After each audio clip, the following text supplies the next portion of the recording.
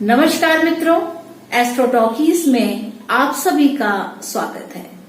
मासिक राशिफल की श्रृंखला में आज हम चलते हैं कर्क राशि पर। इस एपिसोड में हम जानेंगे कि मई 2021 में कर्क राशि वाले जातकों का राशिफल कैसा रहने वाला है।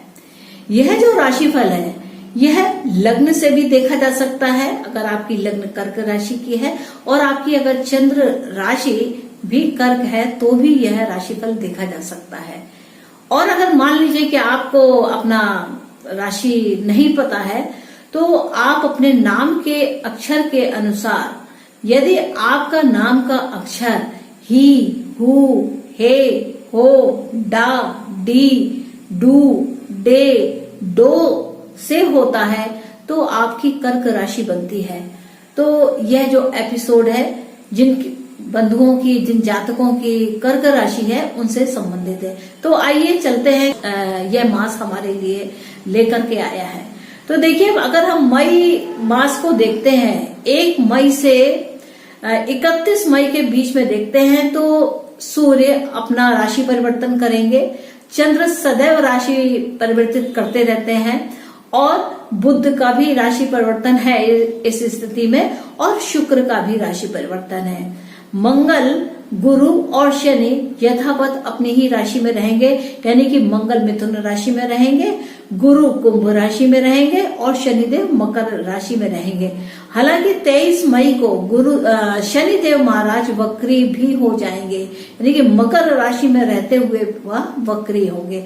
और राहु की अगर बात करें तो राहु वैसे ही वृषभ राशि में और केतु वृश्चिक राशि में रहेंगे। तो यह स्थिति है ग्रहों की।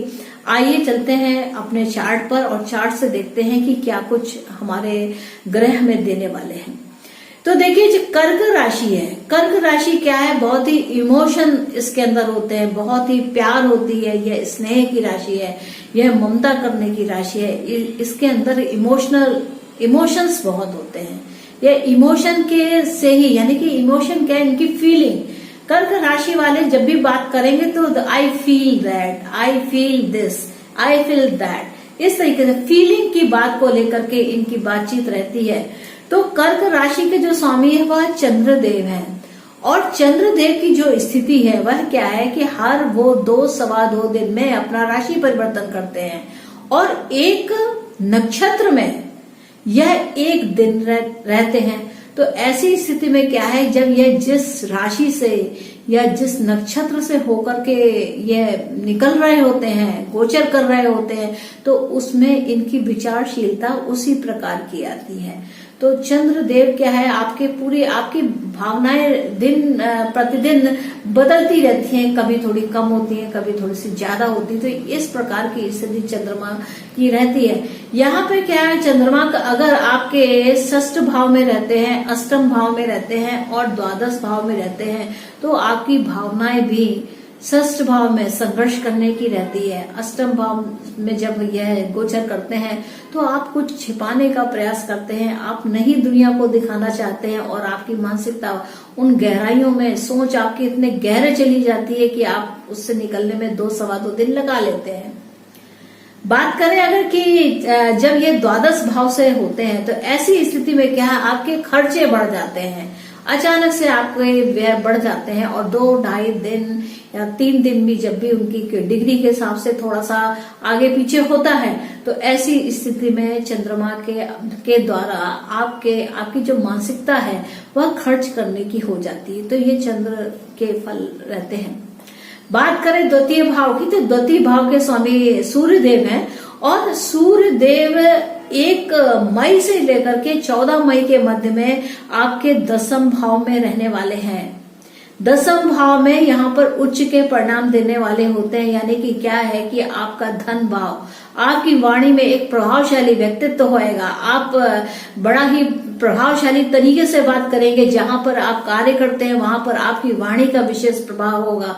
आप धन के द्वारा अपने वैभव को दिखाने में भी सक्षम होंगे, आप अपने सोशल स्टेटस को धन के द्वारा इंक्रीज करते हुए महसूस होंगे कि आपको ऐसा लगता है कि आप धन के द्वारा बहुत कुछ अचीव कर सकते हैं, आप दुनिया को दिखा सकते हैं। तो यह सूर्य की स्थिति रहने वाली है जब यह 14 मई के बाद में सूर्य देव महाराज एकादश भाव में आएंगे, यानी कि वृषभ राशि में आ जाएंगे। तो ऐसी स्थिति में क्या है कि आपको ये एक बहुत ही सुंदर धन योग बनेगा कि एक कार्य क्षेत्र व्यवसाय का जो स्वामी है वह एकादश में जा रहा है, यानी कि आपके प्रमोशन के चांसेस यहाँ पर बहुत बढ़ जाते हैं, जिससे आपको धन लाभ भी होगा। आपकी जो इच्छाएं बहुत समय से अधूरी थी उनके पूर्ण होने का समय है, क्योंकि एकादश भाव से जो उनकी दृष्टि है वह जाती है पंचम भाव में, जो इच्छाओं का भाव होता है। बात करें अगर हम तृतीय भाव की, तो देखिए तृतीय भाव जो है वह के स्वामी बुध होते हैं, और बुध साथ साथ में आपके द्वादश भाव के भी स्वामी है। तो यह कहीं ना कहीं एक अगर बुध की स्थिति को देखते हैं तो बुध आपके एकादश भाव में है, तो क्या है, आपको मेहनत का फल मिलने वाला है। बुध आप तार्किक क्षमता के द्वारा, आप अपनी लिखने की क्षमता के द्वारा, अगर आप राइटिंग्स में हैं, पब्लिकेशंस में हैं, तो ऐसी स्थिति में आपको यहाँ पर लाभ मिलने वाला है, क्योंकि तृतीय भाव के स्वामी आपके एकादश भाव में बैठे हुए हैं। तो यह स्थिति बहुत उत्तम है, और यहाँ पर जब सूर्य का सहयोग मिलेगा, यानी कि कोई पब्लिकेशंस आपके बिल्कुल फुल टोन गवर्नमेंट के द्वारा अप्रूव्ड होंगे। वहीं अगर हम खर्चों की बात करें तो द्वादश भाव के जो स्वामी है वह भी बुध हैं, और बुध अपने से द्वादश बैठे हैं, तो इन्होंने जो खर्चे का जो बीड़ा उठा रखा है बुध देव महाराज ने, वह थोड़ा सा रुकता हुआ नजर आएगा। और बुध की अगर हम स्थिति देखें कि बुध का राशि परिवर्तन क्या है, तो देखिए जो बुध देव है वह 2 मई को वृषभ राशि में आएंगे, 1 मई को वह 1 से 2 के मध्य में इनका निवास मेष राशि होगा, और 2 मई को यह वृषभ राशि में आएंगे, और 26 मई को इनका जो यह गोचर है वह द्वादश भाव में यानी कि मिथुन राशि में आ जाएगा। तो ऐसी स्थिति में क्या 26 मई के बाद में आप देखेंगे कि आपके, क्योंकि ये खर्चे का भाव भी है, लेकिन यह चूंकि यह इनका स्वयं का भाव होता है, ये यहाँ पर कुछ अंकुश लगा के रखेंगे। बुध आपकी बौद्धिक क्षमता के अनुसार आप अपने खर्चों को रोक पाने में सक्षम होंगे। वहीं अगर इतनी जल्दी से देखा जाए तो 29 मई को ही बुध देव वक्री भी हो जाएंगे। तो यहाँ पर ये कुछ ऐसी स्थितियां हैं कि यहाँ पर बुध जो है राशि परिवर्तन कर रहे हैं, मेष से वृषभ में, वृषभ से मिथुन में, और मिथुन से भी यहाँ पर इनका वक्री होना 29 मई को। तो ये बुध जो है यहाँ पर 3 तरीके के फ्लेवर देने वाला बनता है। बात करें अगर हम शुक्र की, तो देखिए शुक्र आपके चौथे स्थान के स्वामी हैं, और साथ में आपके ये एकादश भाव के स्वामी हैं, और ये बैठ रहे हैं एकादश भाव में ही। तो यह बहुत सुंदर स्थिति बताती है कि अगर आप गाड़ी वाहन या आप भूमि से संबंधित या सुख ऐश्वर्य या लग्जरीज के लिए अगर आप की ओर बढ़ रहे हैं तो यह समय बहुत अनुकूल है। आप अपने घर पर तमाम ऐसी लग्जरीज इकट्ठा कर सकते हैं जिससे आपको आनंद की अनुभूति होती है। बात करें अगर पंचम भाव के स्वामी मंगल की, तो मंगल पंचम भाव में है और यहाँ पर केतु भी बैठे हुए।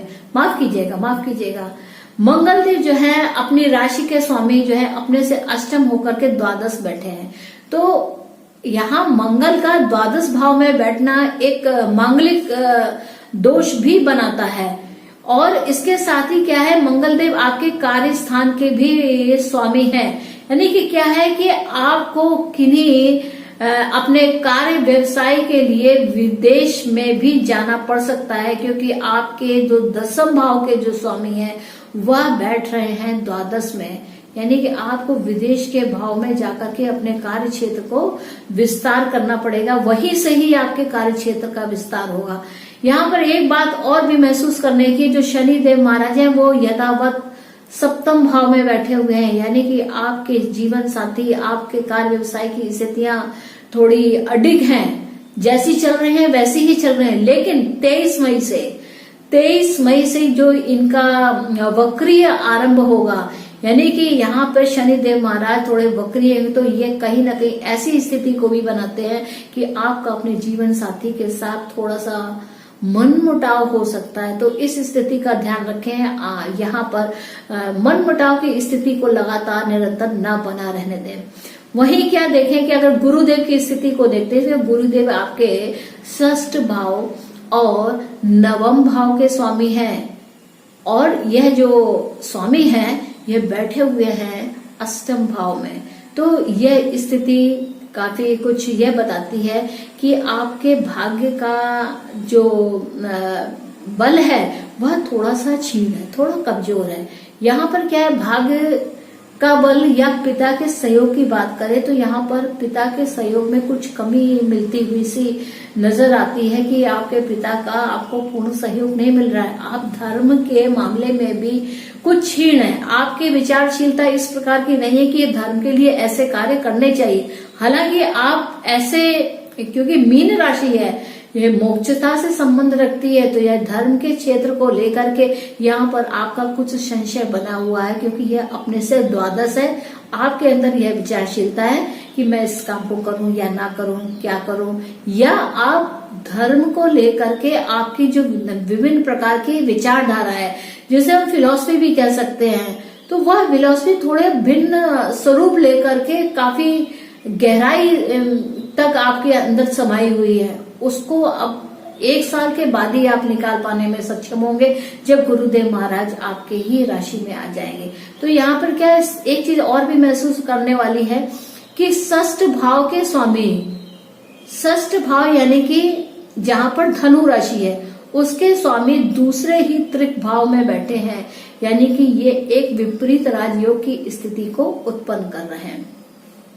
राहु की बात करें तो देखिए, राहु देव महाराज आपके एकादश भाव में है। ये बहुत ही ज्यादा लाभ की स्थिति है। राहु जिनके साथ बैठ रहे हैं, जिनके क्या है, जैसे सूर्य के साथ संगम करेंगे, यह शुक्र के साथ संगम करेंगे या बुध के साथ संगम करें, तो ये एक बहुत बड़ा राजनीतिक योग भी बना रहे हैं कि राहु जो होते हैं वह राजनीतिक कार्य करने वाले होते हैं। यानी कि क्या है कि फैक्ट को वो उलट पलट देने की क्षमता रखते हैं। उनके अंदर यह क्षमता है कि किसी तथ्य को किस प्रकार से कैसे उल्टा पुल्टा करके या किस प्रकार से प्रदर्शित करना है, यह राहु को बहुत अच्छे से आता है। और राहु का एकादश भाव में बैठना, शुक्र की राशि में, शुक्र भी उसी राशि में है, तो यहाँ पर यह बिल्कुल एक प्रकार का है कि वैभव यहाँ पर बहुत बढ़ता हुआ दिखाई दे रहा है। केतु की बात करें तो केतु देखिए यहाँ पर मंगल की राशि वृश्चिक में है, और यहाँ पर यह मोक्षता के भाव को दर्शाते हैं। तो यहाँ पर क्या है, संतान के संबंध में यहाँ अभी आप कुछ संतोषजनक नहीं है, लेकिन कुछ समय के बाद में यह जो आपका असंतोष है यह दूर होगा। तो मित्रों, ये तो बात थी कर्क राशि वाले जातकों को लेकर के। आशा है कि आपको मेरा यह एपिसोड अच्छा लगा होगा, और आप अगर मेरे एपिसोड्स पसंद करते हैं then please do like, share and subscribe my channel Astro Talkies. और मिलते हैं नेक्स्ट एपिसोड में सिंह राशि को लेकर के। तब तक के लिए नमस्ते।